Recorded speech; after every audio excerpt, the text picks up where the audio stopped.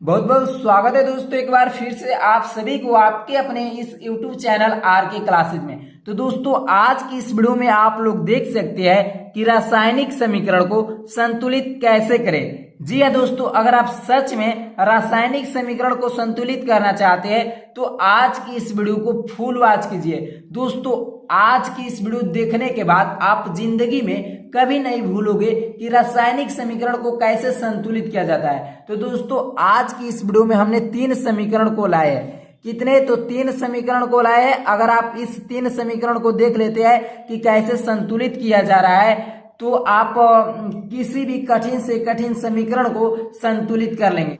तो चलिए सबसे पहले पहला समीकरण को संतुलित करते हैं। तो आप लोग देख सकते हैं ये आपका अनुत्क्रमणिता का चिन्ह है। क्या है? ये आप जो दिखाई दे रहा है चिन्ह, ये अनुत्क्रमणिता का चिन्ह है। अनुत्क्रमणिता के चिन्ह के जो पीछे वाला भाग होता है अब आपका अभिकारक होता है। क्या होता है?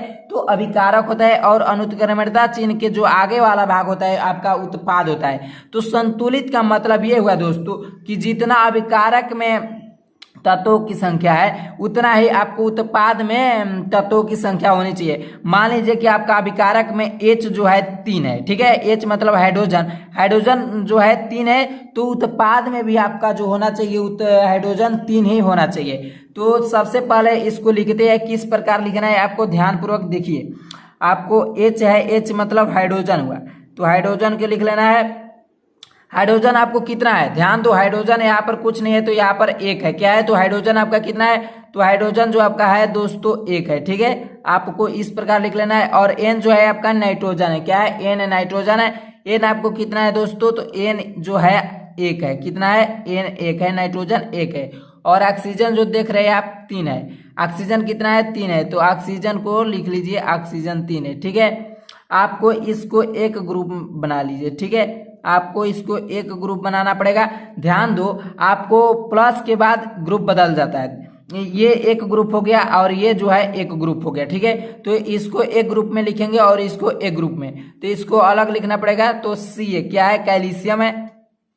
कैल्शियम आपको कितना है दोस्तों? तो कैल्शियम 1 है, ठीक है। कैल्शियम 1 है तो 1 लिख लीजिए। और देख सकते हैं कि यहाँ पर O ऑक्सीजन, OH का ट्वाइस है, ठीक है।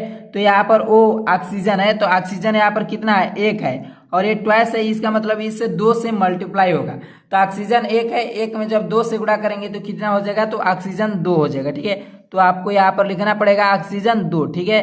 और यहाँ पर देख सकते हैं कि हाइड्रोजन जो है 1 है और 1 में 2 से गुणा करेंगे तो कितना हो जाएगा? तो हाइड्रोजन 2 हो जाएगा, ठीक है दोस्तों। तो हाइड्रोजन जो आपका होगा हाइड्रोजन 2 हो गया। अब इसको एक ग्रुप बना लीजिए, ठीक है। इसको एक ग्रुप बना लीजिए तो अभिकारक में जो है आपका 2 ग्रुप बन गया। एक ग्रुप ये है, एक ग्रुप ये है, 2 है। तो इससे मैंने 2 ग्रुप में लिख लिया है। अब ये उत्पाद में ध्यान दो, इसमें भी 2 ग्रुप है तो इससे 2 ग्रुप में लिखिए। और सी जो है कैल्शियम, कैल्शियम कितना है बच्चों? कैल्शियम आपका 1 है। कितना है? कैल्शियम 1 है। यहाँ पर कुछ नहीं है तो 1 है, ठीक है। और देख सकते हैं कि NO3 का ट्वाइस है। कितना है? NO3 का ट्वाइस है।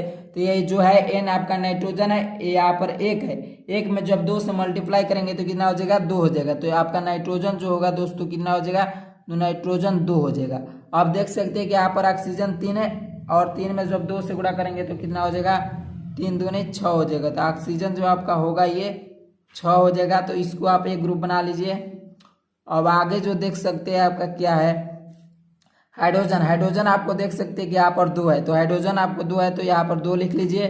और ऑक्सीजन देख सकते हैं कि 1 है तो ऑक्सीजन 1 लिख लीजिए, ठीक है। और इसको एक ग्रुप बना लीजिए। अब अभिकारक में देख सकते हैं कि हाइड्रोजन 1 है, ठीक है। हाइड्रोजन 1 है और इस पक्ष में आएंगे तो आपका हाइड्रोजन 2 है, ठीक है। तो आपको उत्पाद में जो आपका हाइड्रोजन है 2 है और इस पक्ष में देख सकते हैं कि हाइड्रोजन 1 है।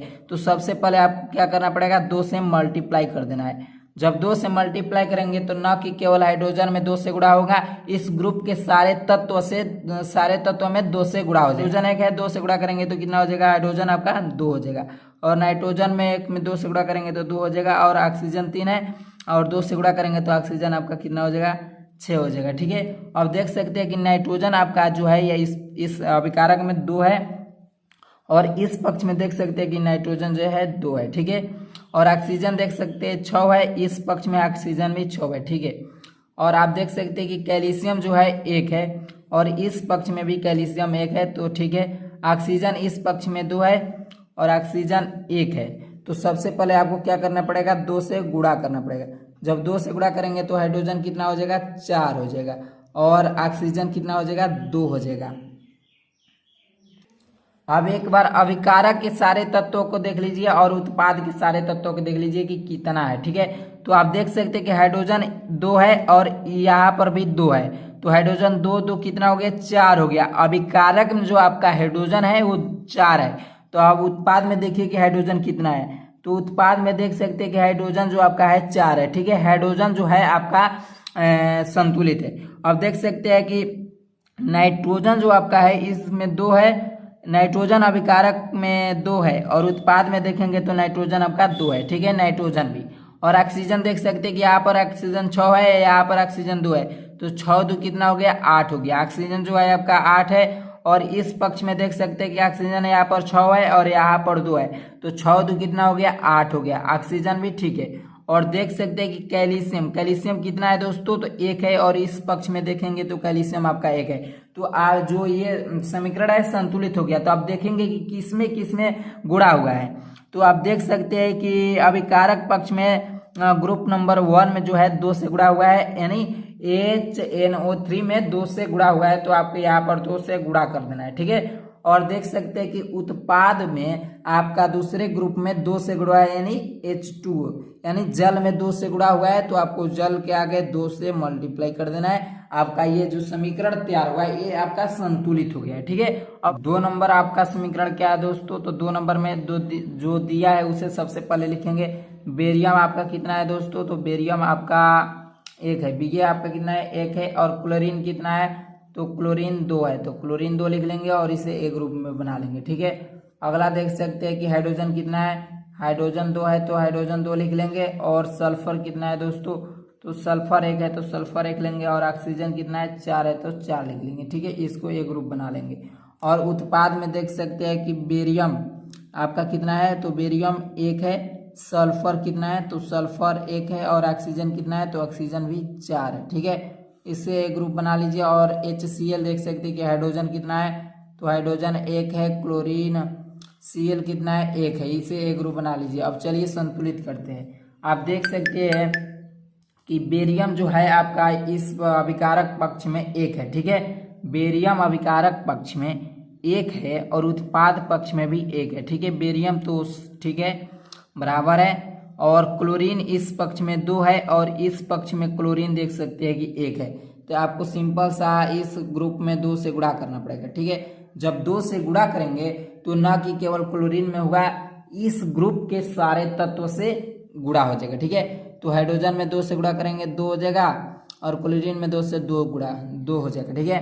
तो देख सकते हैं कि हाइड्रोजन 2 हो गया और क्लोरीन भी 2 हो गया। तो अब अभिकारक पक्ष में आइए, हाइड्रोजन आपका 2 है, तो इसमें भी उत्पाद पक्ष में भी हाइड्रोजन 2 है, ठीक है।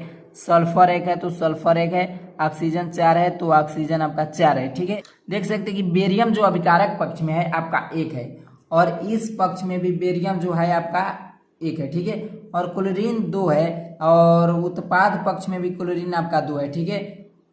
हाइड्रोजन जो है आपका अभिकारक पक्ष में 2 है और उत्पाद पक्ष में भी 2 है, ठीक है।